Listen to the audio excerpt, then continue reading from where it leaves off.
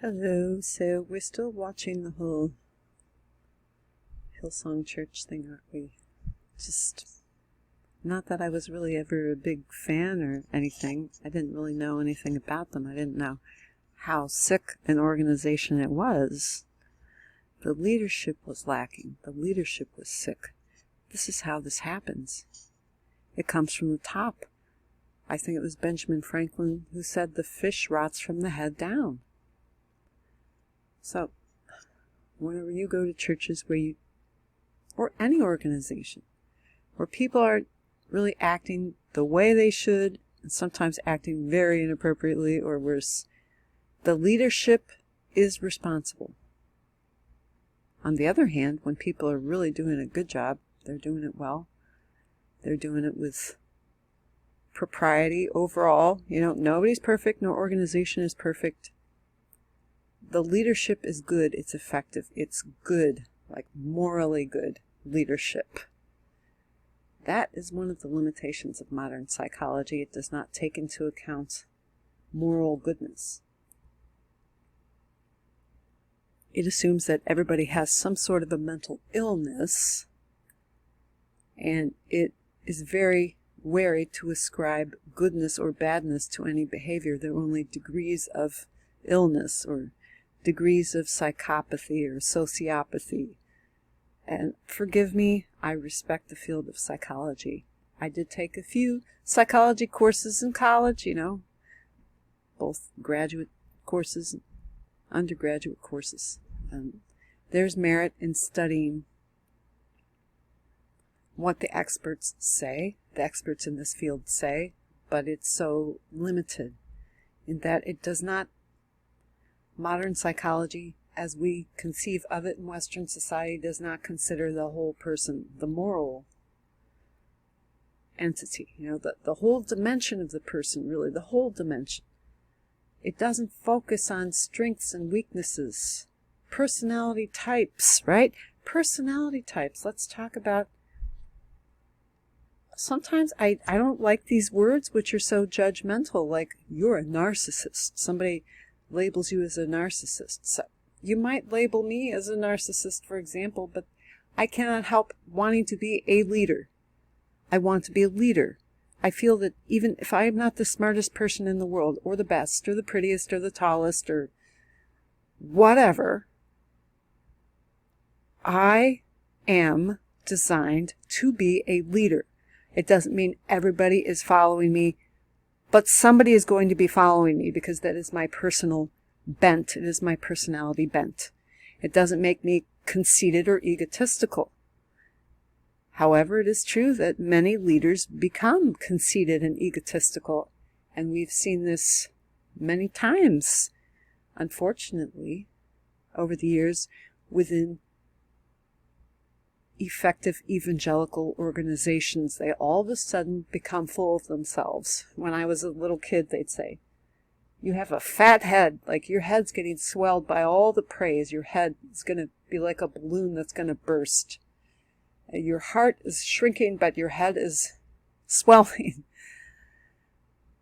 And it's very difficult, if you're not plugged into Jesus, to prevent that from happening. Jesus himself said, he who would be the greatest among you must be your greatest servant. We must have that attitude of servant leadership, and I know there was a man who wrote a book about that. He was a Quaker, and I'm not trying to steal his thunder or steal his term, but perhaps he kind of got the term from Jesus in the first place. So, servant leadership. Conceiving your leadership role as being integrally, I don't know if you would say integrally, inextricably linked to servanthood. A leader who is not willing to serve is not fit to be a leader. But who are you serving? Well, you should be serving others. How are you serving others? You see, some people will be chosen to be a leader in order to serve others, but they might be serving the wrong people. Like, I'm going to be the leader of your town so that I can serve the interests of the oligarchs and the wealthiest, right? That's wrong. Yes, you are a servant, but you are not a servant in the right way. A godly leader, a Jesus-like leader, serves everybody, has everybody's interests in mind, balances the interests of the business people with the interests of the educators. For example, the interests of the carpenter, the tradesman, versus the interests of the university professor. To a true servant leader, a Jesus-like leader, everybody's interests have equal importance. But sometimes somebody is going to get their way, and then in one group, and then the other group is going to be mad, but you have to make these decisions as a leader. You're going to tick some people off. If you've been a parent, and I hope you have the opportunity, it can be sometimes hard, because sometimes you say, hey, I got one piece of candy, Joe's getting the candy, Jill will get the candy next time. And then Jill pitches a hissy fit.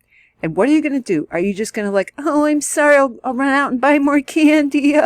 No, you can't be weak. Don't be weak-kneed. Leaders are not weak-kneed, but they're not obstinate. And they're certainly not cruel and autocratic. So, psychology to me has its limitations, because it kind of wants to be a little bit communistic, like everybody's the same, we all fall out of the same mold initially, and then we realize that some molds are very flawed. You're the psychopath. You're the narcissist. You have this disorder. You have that disorder.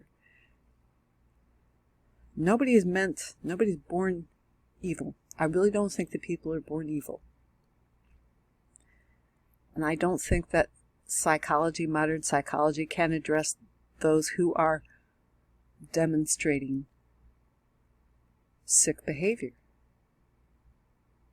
Can therapy help? I suppose it can. But if it proceeds from the incorrect premise that, you're just ill, all we can do is, try to limit the damage because you're just inherently flawed. I don't know, at some point in time we identified you as an inherently flawed, twisted, sick individual. All we can do is keep you behind bars or under wraps or something. It's very interesting, folks, and I feel like I'm wading way out in the deep where I don't belong, and I can barely swim. I better, paddle back to shore, but doggy paddle.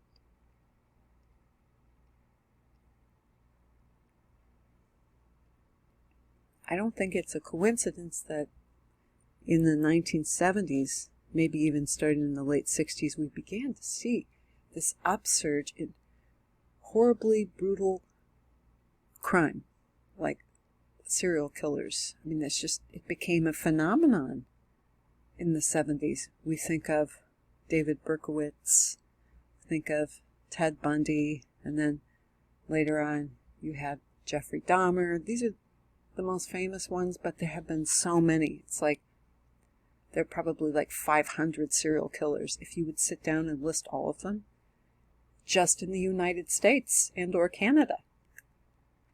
Can you imagine that many people killing so many people? What is up with that? Do you think that was happening back in the 1800s? Well, they had wars in the 1800s. Well, it's true, a lot of people were killed in war, and I don't think that's much better than, death by serial killer. War is not a nice thing. It's a horrible thing. Sometimes it seems to be unavoidable. If somebody attacks you, what are you going to do? Just lie down and die? You're going to have to fight back, and you don't want to kill people. See, that's the thing. Self-defense. That's the only justifiable homicide in my mind. But nobody wants that. People who want war are sick, twisted individuals. But by and large, I don't think in Western society, I'm sorry, I'm not as familiar with the history of Asia and Europe, and Africa and Latin America. I'm just not as familiar. So I basically know the culture of Western society, which would be the United States, most of Western Europe, Canada. To me, this is Western society. This is what I'm familiar with.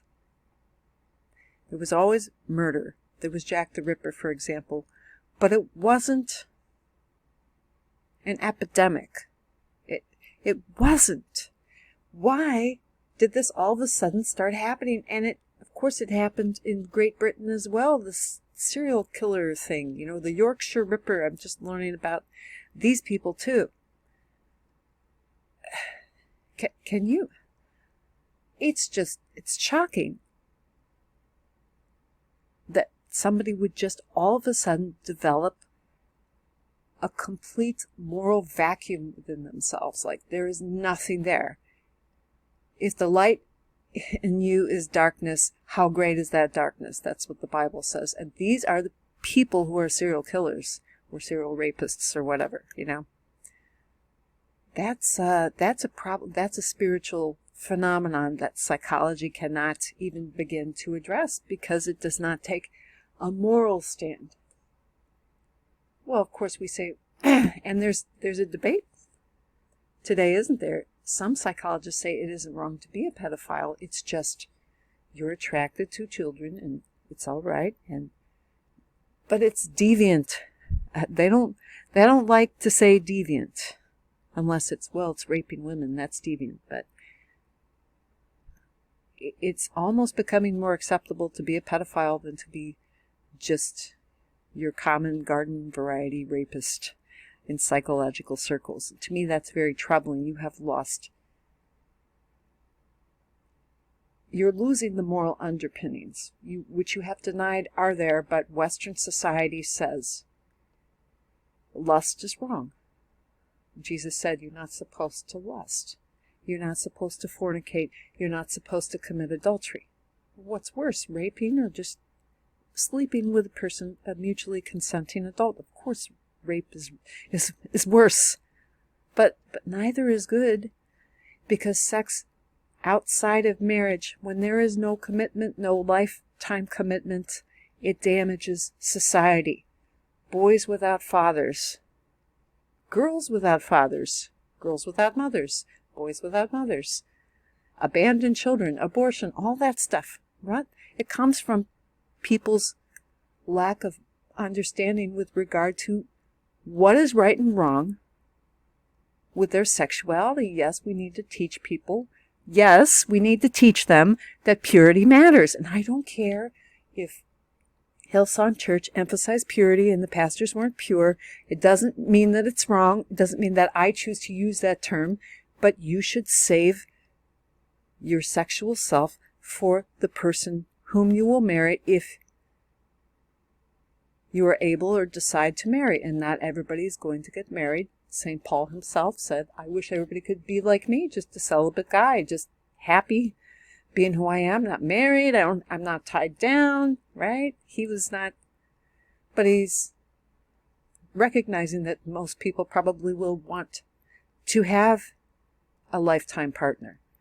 And the marriage bed is undefiled, Paul said.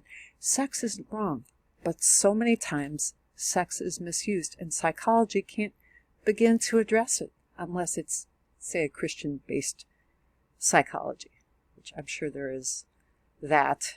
People who approach psychology with a Christian worldview. That's terrific. But the core of psychology says there's no right and wrong. There are only degrees of mental illness. To me, that's a problem. We're all fallen human beings. We're all sick, but we have so much potential in Christ. I don't know what you'd replace psychology with. I would replace it with Christianity. But I am so fanatical. You know me. I'm not saying throw it out the window. I'm not saying that there is not merit in psychology courses. I'm saying take it with a grain of salt. We must realize that every philosophy must have moral underpinnings, or it is useless. Thank you. Have a good morning.